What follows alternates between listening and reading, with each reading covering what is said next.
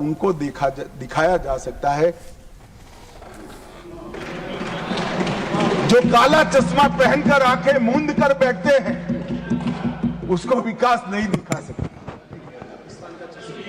किसी सदस्य ने ठीक ही कहा था, पैदल यात्रा निकाली, कश्मीर तक गए, अपने कार्यकर्ताओं के साथ बर्फ की होली भी खेले और कहे कि मुझे दूर से आतंकवादी दिखाई पड़ा था। अरे भाई, नजर में ही आतंकवादी है तो आपको सपने में भी आएगा और कश्मीर में भी दिखाई। हम तो दिखाई देते ही सीधा दो आंखों के बीच में गोली मारते हैं, मान्यवर, दो आंखों। हमारी सरकार ना आतंकवाद को सह सकती है, ना आतंकवादियों को सह सकती। कोई जगह नहीं है देश में अब देश के नागरिकों के साथ खून की होली खेलने वाले। मान्यवर, दूसरी समस्या थी वामपंथी उग्रवाद। वामपंथी उग्रवाद, अभी अभी किसी ने भाषण किया कि राजनीतिक समस्या है। अब मुझे तो इस सोच पर ही दया आती है। विकास की दृष्टि से पिछड़े हुए कई जिले हैं, कई तहसीलें हैं। सबको मालूम है, लंबे कालखंड के बाद हम आजाद हुए। कोई भी सरकार हो, भले कांग्रेस की ही थी, मगर कोई 5-25 साल में सब जगह विकास नहीं पहुंचा सकता। हम पहुंचा रहे हैं अब सब जगह, मगर छूट गया होगा कोई बार। तो इसका मतलब ये नहीं कि हम देश की व्यवस्था को ही न माने, संविधान को ही न माने और सरकार लाचार बनकर देखती रहे। हजारों लोग बलि चढ़े। हिम्मत देखे साहब, पशुपतिनाथ से तिरुपति तक का लाल कॉरिडोर, 12 राज्य, कई जिले, कई तहसीलें, कई थाने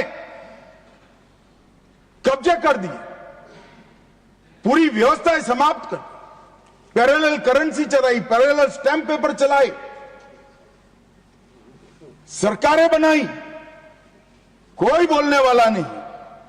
मैं सबसे पहले एक बात इस सदन में जिम्मेदारी के साथ बताना चाहता हूं, 21 मार्च 2026 को इस देश से नक्सलवाद समाप्त। और मैं जो बोल रहा हूं, इसके पीछे नरेंद्र मोदी सरकार के 10 साल का परिश्रम, बारीक आयोजन, इनकी विकास की भूख संतोषने के लिए किए गए प्लानिंग और पैसों का आवंटन है। और सुरक्षा ग्रिड को एक भी जगह गैप न रह जाए, इस तरह से हमने पुख्ता किया है। मान्यवर, संवाद, सुरक्षा और समन्वय, ये 3 सिद्धांतों को अपनाकर हमने नक्सलवाद के खिलाफ हमारी लड़ाई जारी की। मैं फिर से एक बार डीआरजी, एसटीएफ, सीआरपीएफ, आईटीबीपी और बीएसएफ के जवानों को ढेर ढेर बधाइयां देना चाहता हूं, जिन्होंने घंटों घंटों तक, जहां सूर्य की किरण दिन दहाड़े भी ना पड़े, ऐसे घने जंगलों के अंदर पानी पिए बगैर, खाना खाए बगैर, नींद लिए बगैर इस समस्या के समाधान के लिए अपना सर्वोच्च बलिदान दिया है। मान्यवर, हमने नवीनतम टेक्नोलॉजी के साथ नक्सलवाद के खिलाफ लड़ने की शुरुआत की। लोकेशन ट्रेनिंग, मोबाइल फोन की गतिविधियां, साइंटिफिक कॉल लॉग्स का एनालिसिस, सोशल मीडिया का एनालिसिस, इनकी कुरियर सर्विस का रेखांकन, इनके परिवारों की आवाजाही का रेखांकन, और ये सब एकत्रित कर हमने हमारे सुरक्षा बलों को इंफॉर्मेशन से लैस करने का काम किया। ड्रोन सर्वेलेंस, सैटेलाइट इमेजिंग, ये दोनों का आर्टिफिशियल इंटेलिजेंस के साथ मिलकर सॉल्यूशन निकाला, नतीजे निकाले, और इसके आधारित डेटा एनालिसिस कर हमने सटीक जगहों से हमारे सुरक्षा बलों को लैस किया, जिसके आधार पर उन्होंने काम किया। मान्यवर, इसमें भी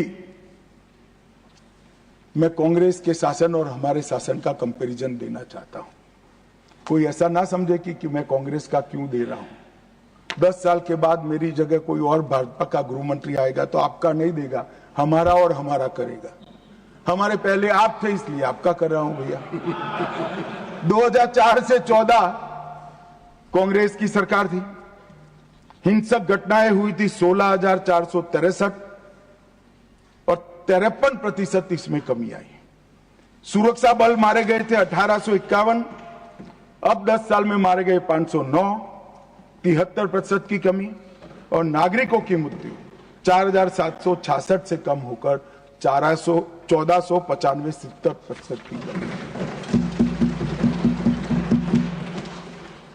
मैं दो शासन एक ही जगह पे एक ही कालखंड में अलग अलग विचारधारा के होते हैं तो कैसा परिणाम आता है इसके नतीजे बताना चाहता हूं। मेरी बात कुछ सदस्यों को ठीक नहीं लगेगी, मगर नक्सल को पॉलिटिकल समस्या समझने वाले शासन जब होता है तब क्या होता है, और विकास के साथ साथ सुरक्षा की दृढ़ता